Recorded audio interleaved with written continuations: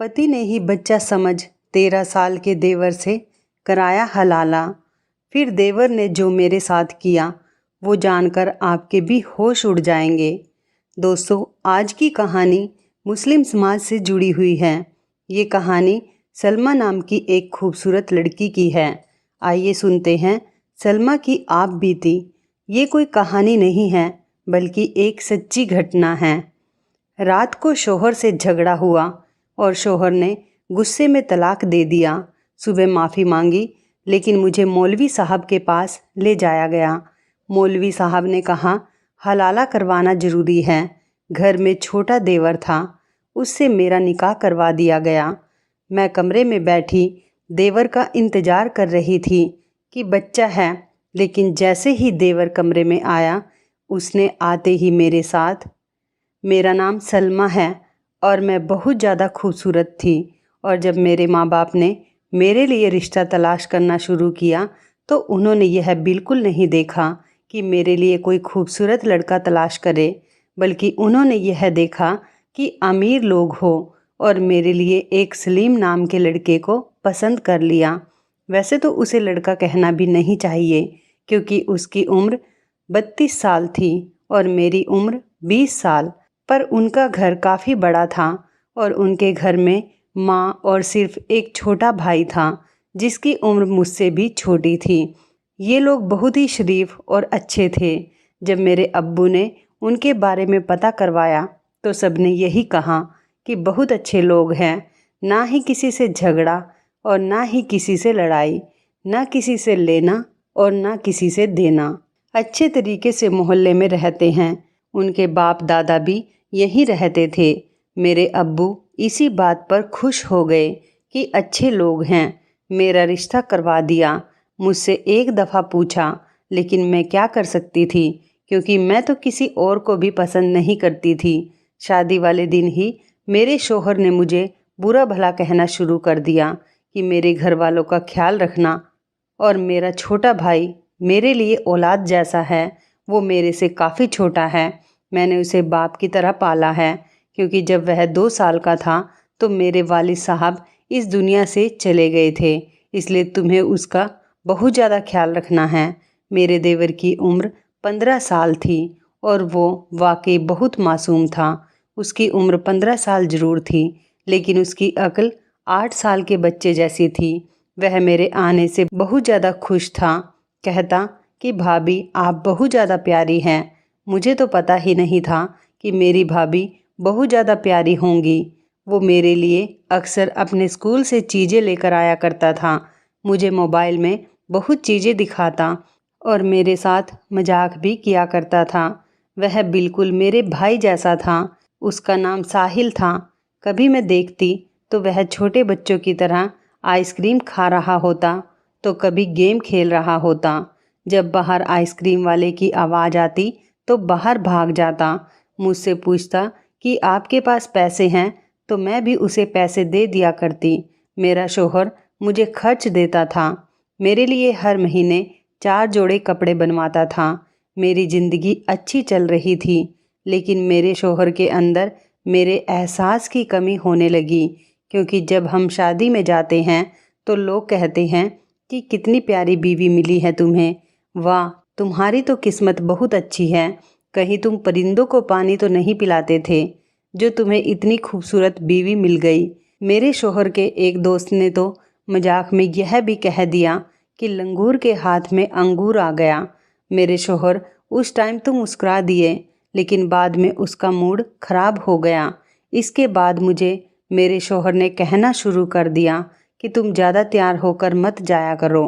तुम्हें ज़्यादा तैयार होने की ज़रूरत नहीं है। तुम बगैर मेकअप के ही अच्छी लगती हो। लेकिन मैं बिना तैयार हुए उससे ज़्यादा खूबसूरत लगती थी। एक दफ़ा बिना मेकअप के गई, तब भी लोगों ने मेरी बहुत ज़्यादा तारीफ़ की। उस रात मेरा शोहर मुझसे झगड़ने लगा। एक दिन मैं सुबह उठी तो मेरी सास ने कहा कि बेटा बाहर दूध वाला आया है, दूध ले लो।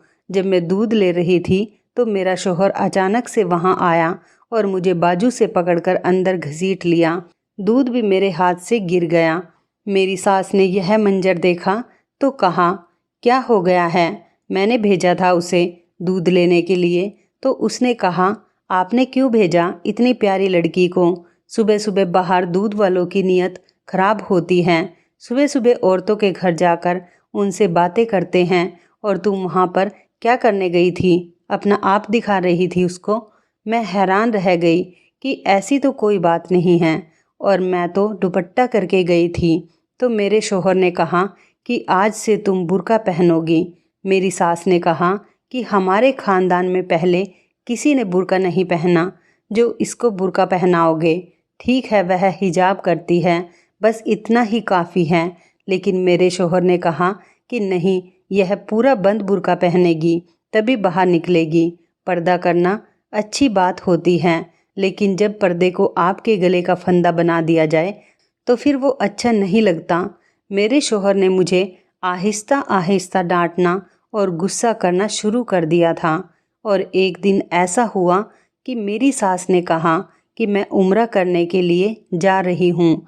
बस सोचा था कि बड़े बेटे की शादी करूँगी तो उसके बाद उम्रा के लिए जाऊँगी। छोटा बेटा तो अभी बहुत ज़्यादा छोटा है, इसकी शादी में तो अभी टाइम है।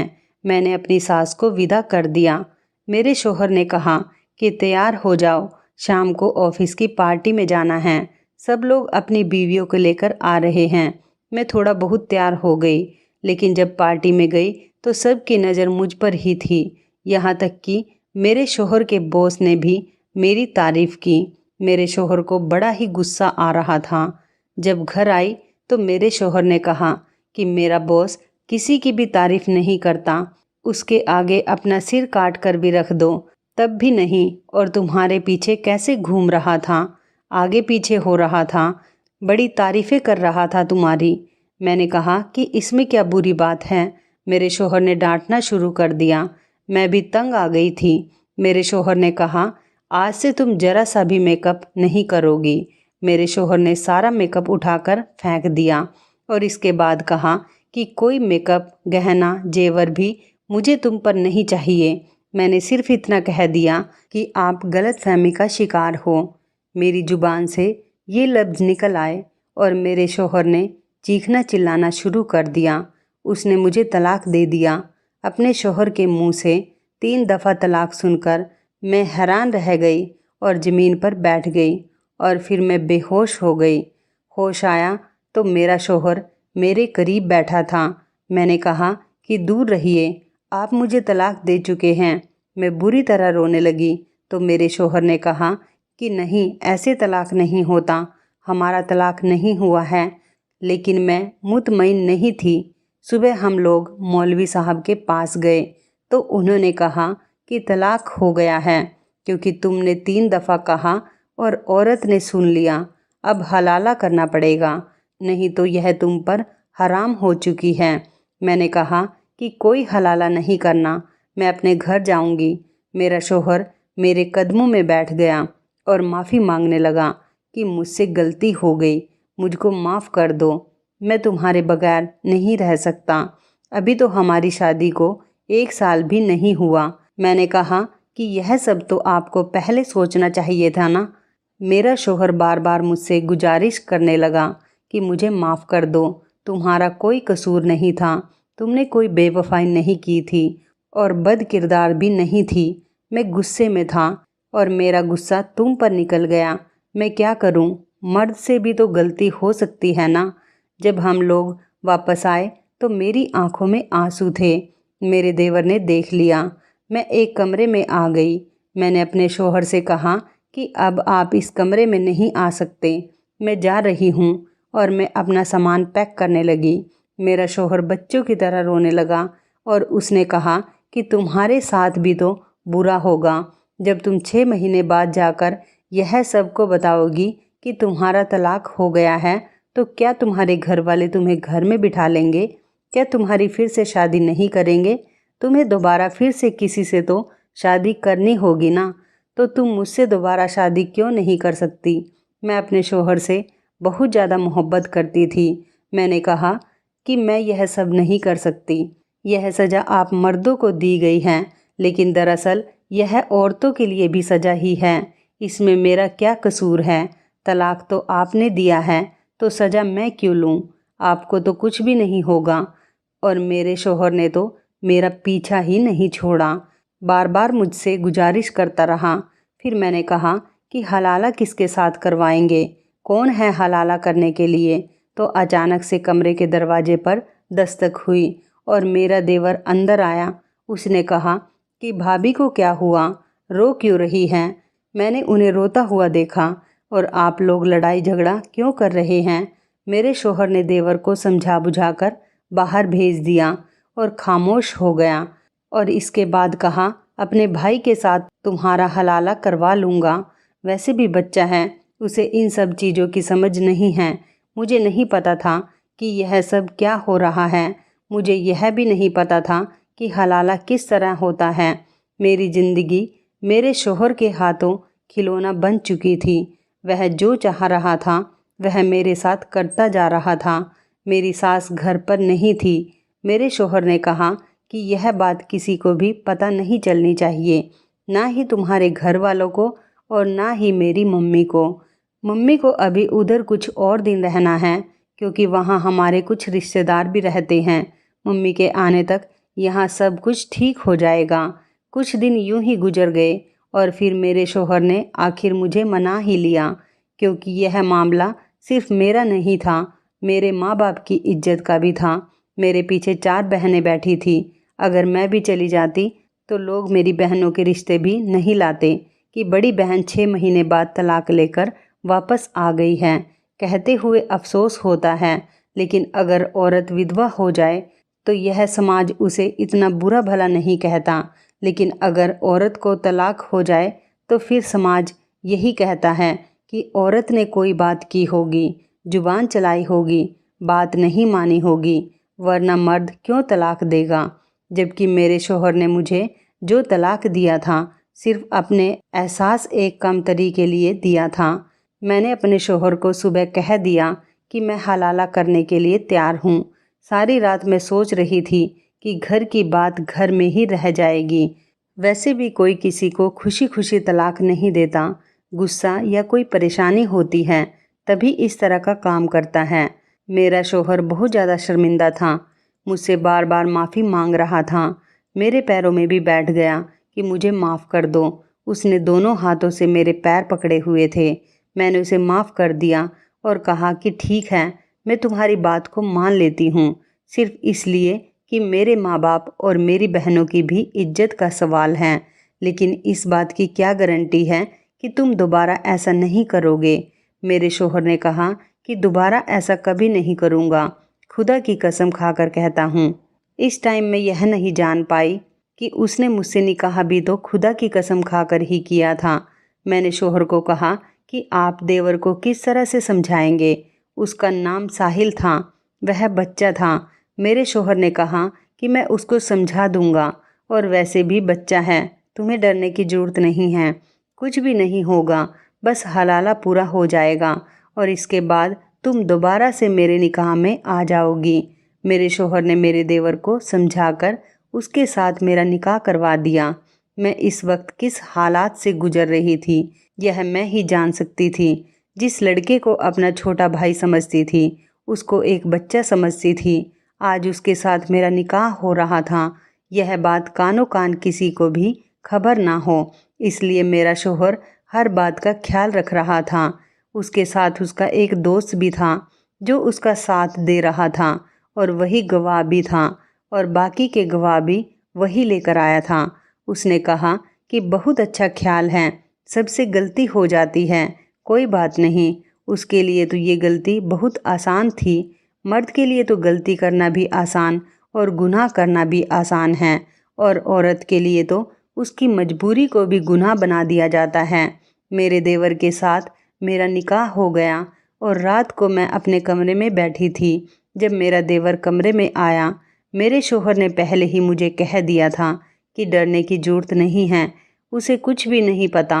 मैंने उसे थोड़ा बहुत समझा दिया है, लेकिन तुम बिल्कुल भी परेशान मत होना। मेरे दिल में भी ऐसी कोई बात नहीं थी। जब वह कमरे में आया तो मैंने उससे कहा कि तुम चुपचाप सो जाओ, मुझे भी नींद आ रही है। वह आकर उस जगह पर बैठ गया जहाँ पर मेरा शौहर सोया करता था। मैं बेड पर एक दूसरे किनारे पर बैठी थी। मुझे नींद कहाँ आ रही थी, लेकिन थोड़ी देर के बाद इस कमरे में कुछ ऐसा हुआ कि मैं हैरान और परेशान रह गई। मेरे देवर ने मेरा हाथ पकड़ा तो मैंने कहा कि ये क्या बदतमीजी है। उसने कहा कि जब भाई तुम्हारा हाथ पकड़ते थे तो क्या हुआ, बदतमीजी करते थे। मैंने कहा कि वो मेरा शौहर है। उसने कहा कि वह तुम्हारा शौहर नहीं है, मैं तुम्हारा शौहर हूँ। अभी अभी मेरे साथ तुम्हारा निकाह हुआ है, 4 गवाह के साथ। मौलवी साहब ने हमारा निकाह पढ़ा है और तुमने खुद कबूल किया है। मैंने कहा कि ये निकाह नहीं, हलाला है। तो उसने कहा कि मेरे लिए तो यह निकाह है और मुझे छोटा बच्चा नहीं समझना। मैंने अपने शौहर को आवाज़ देने के लिए मुंह खोला तो मेरे देवर ने चुप करा दिया। उसने कहा कि अगर तुम्हारी आवाज़ यहाँ से बाहर निकली तो तुम्हें जान से मार डालूँगा। मेरी गलती थी जो मैंने उसे बच्चा समझा। जिसका भाई इस तरह का था वह खुद कैसे मासूम हो सकता था, जिसने अपनी बीवी को छोटी सी बात पर तलाक दे दिया और फिर उसका हलाला अपने ही भाई के साथ करवा रहा था, वह भी बिना इजाज़त पूरी किए। ऐसा शख्स भी अपने भाई को क्या सिखाएगा। सुबह हुई तो मैं बिल्कुल चुपचाप थी, पत्थर की मूरत की तरह बैठी थी। अपने शौहर को सब कुछ बता दिया था। उसने कहा कि मैं उसकी जान ले लूँगा। मैंने कहा कि उसकी जान क्यों लेते हो, अपने आप की जान ले लो और उससे पहले मुझे भी मार डालो, क्योंकि यह सब तुम्हारी ही वजह से हुआ है। मेरा शौहर भी बेबस हो गया। उसने कहा कि बस अब मैं उससे कहता हूँ कि वह तुम्हें तलाक दे दे, पर मेरे देवर ने तलाक देने से इनकार कर दिया। मेरा शौहर उसे मारने के लिए आगे बढ़ा तो उसने भी मारने की कोशिश की। बहुत बड़ा तमाशा बन गया। मेरी सास अचानक से आ गई, जो हमें हैरान करने के लिए जल्दी आ गई थी, लेकिन अपने दोनों बेटों को मेरे लिए लड़ता देखकर हैरान रह गई। यह बात मेरी सास को भी पता चल गई थी और मेरे घर वालों के सामने भी सारी बात आ गई थी कि यह सब कुछ हुआ है। सारे लोग ही सर पकड़कर बैठ गए कि हम लोग उनके पीछे क्या करते रहे। उन्होंने तो इतना बड़ा तमाशा बना दिया। जब सारे लोगों ने मुझे अपने साथ बिठाया बात करने के लिए, सबके ही अपने सवाल थे। मेरे शौहर का कहना था कि मुझसे गलती हो गई। मैं तो अपनी गलती को सुधारने की कोशिश कर रहा था। इस्लाम में ये तरीका इसलिए बताया गया है, अगर किसी से गलती हो जाए तो अपनी गलती को ठीक करने की कोशिश करे। दूसरी तरफ मेरे देवर का यह बयान था कि मुझे पहले से ही भाभी पसंद थी और अगर मेरी शादी उनके साथ हो गई है तो इसमें क्या बुरा है। मैं तलाक देना नहीं चाहता, मुझे तलाक नहीं देना। सबने कहा कि तुम्हारी उम्र छोटी है, तुम्हारी भाभी तुमसे 12-13 साल बड़ी है। तो मेरे देवर ने कहा कि मेरा भाई भी तो भाभी से 12-13 साल बड़ा है। सब मेरी सास को कहने लगे कि आपने बेजोड़ शादी क्यों की, आपकी वजह से ये आज इस मुकाम पर पहुंच गए हैं। मेरे माँ बाप भी परेशान थे, वह क्या कर सकते थे। मुझसे पूछा गया कि मैं क्या चाहती हूँ, तो मैंने कहा कि बस मुझे दोनों से ही निजात दिलवा दीजिए और मैं अपनी ज़िंदगी अपने तरीके से जीना चाहती हूँ, गुजारना चाहती हूँ। मेरी बात पर तो किसी ने बोला तक भी नहीं, लेकिन फिर अम्मी ने देवर को समझाया कि तुम अभी छोटे हो, तुम्हारे पढ़ाई के दिन हैं, स्कूल से अभी तुम निकले नहीं हो और अपने भाई की बीवी के साथ में शादी करनी है। निकाह कर लिया। जब तुमने कहा था कि तुम्हें तलाक देना है तो फिर तुम्हें तलाक देना था, लेकिन तुमने अपने दिमाग में ही प्लान बना लिया कि मैं तलाक नहीं दूंगा। तो यह तो एक बहुत बड़ा धोखा है, तुम अपनी बात से मुकर रहे हो। सबने मेरे देवर के खिलाफ बातें की और उन्हें मजबूर कर दिया। उसने मुझे तलाक दे दिया और मैं इद्दत पूरी करने के लिए अपने घर चली गई। कम से कम मुझे इस तरह की इद्दत तो पूरी करने देते। इस दौरान मैं यह फैसला कर चुकी थी कि मैं अपने शौहर के पास वापस नहीं जाऊंगी और अकेले ही रहूंगी। लेकिन यह तो सिर्फ फिल्म और सीरियल में ही होता है कि औरत अकेली रहती है और फिर कहती है कि मैं एक कामयाब औरत हूँ और मेरे पास सब कुछ है। मेरे घर वाले ही मेरे खिलाफ हो गए। उन्होंने कहा कि हम तुम्हें घर नहीं बिठा सकते, हमको फिर से तुम्हारी शादी किसी के साथ करनी है। तो फिर तुम अपने पहले वाले शौहर के साथ चली जाओ। वह भी तुम्हें अपनाना चाहता है और तुम्हारे लिए मरा जा रहा है। मेरा शौहर मेरे लिए मरा जा रहा था।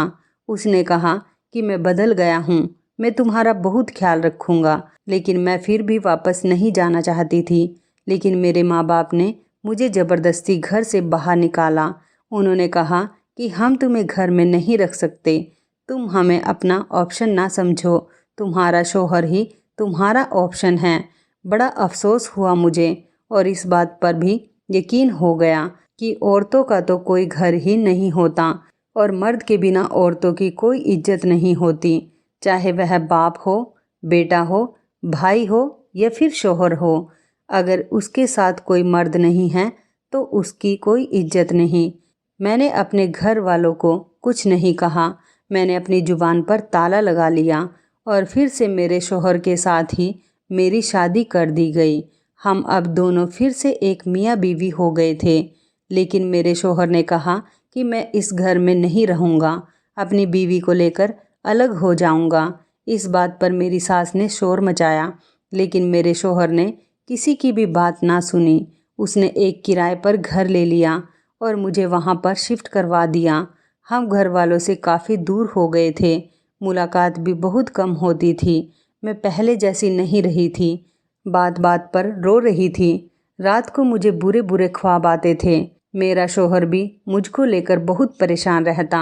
लेकिन एक अजीब बात थी कि मेरा शौहर बदल गया था और मेरा बहुत ज़्यादा ख्याल रखता था। मुझे किसी भी बात से मना नहीं करता था। मुझे कहता है कि बस तुम खुश रहो, मुझे और कुछ भी नहीं चाहिए। मुझे बहुत बड़ा सदमा लगा था। मेरे शौहर ने मुझे डॉक्टर को दिखाया और मुझे ठीक होने में 2 साल लग गए थे। डॉक्टर ने कहा था कि इन्हें बहुत बड़ा सदमा लगा है, इनको खुश रखने की कोशिश किया करें। और अब मैं 2 साल के बाद ठीक हो गई थी। दोस्तों, ये थी सलमा की आप बीती। आप इस कहानी के बारे में क्या कहना चाहेंगे? क्या इस्लाम धर्म में ये सब बातें सही होती हैं या इन रस्मों का विरोध करना चाहिए? अपने उत्तर कमेंट बॉक्स में ज़रूर बताएं, हमें इंतज़ार रहेगा। तो इस कहानी के बारे में आपकी क्या राय है? कमेंट करके ज़रूर बताइएगा। दोस्तों, आपको हमारी ये मज़ेदार कहानी कैसी लगी? आप हमें कमेंट बॉक्स में ज़रूर बताएं। यदि आपके पास भी ऐसी कोई प्यारी सी कहानी है या फिर ऐसी कोई कहानी जिससे कुछ शिक्षा मिले, तो आप हमारे साथ उसको ज़रूर शेयर करें। दोस्तों, यदि आपको हमारी ये वीडियो अच्छी लगे तो आप हमारी इस वीडियो को लाइक शेयर ज़रूर करें और ऐसी ही दिल को छू लेने वाली प्रेरणादायक कहानियाँ सुनने के लिए हमारे चैनल को भी सब्सक्राइब करें। यदि आप हमें फेसबुक पर देख रहे हैं तो आप हमारे फेसबुक पेज को लाइक और फॉलो ज़रूर करें। तो दोस्तों, फिर मिलते हैं ऐसे ही ज़बरदस्त कहानी या टिप्स के साथ नई वीडियो में। तब तक के लिए आप सभी का धन्यवाद। आप सभी अपना ख्याल रखना। आपका दिन शुभ व मंगलमय हो।